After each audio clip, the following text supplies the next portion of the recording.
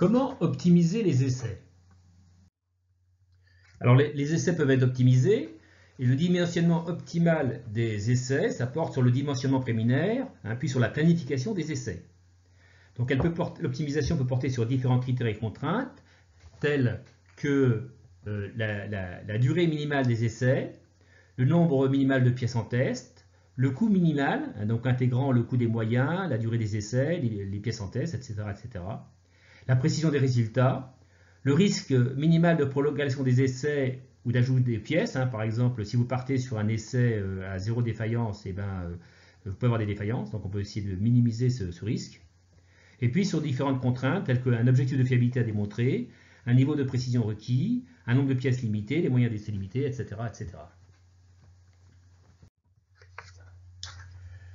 Alors la planification, ça consiste à choisir une stratégie d'essai ou d'en modifier les conditions en cours de réalisation en fonction des résultats obtenus.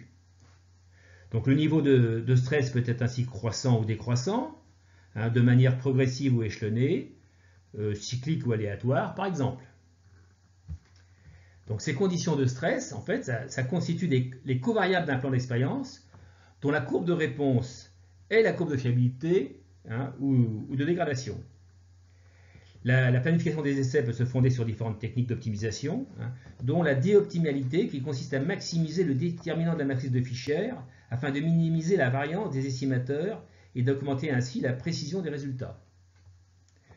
Alors, il y a une méthode, la méthode Kaboom, dont je suis l'auteur, qui associe la déoptimalité à l'inférence bayésienne, et qui est notamment utilisée pour des systèmes pyrotechniques monocoups.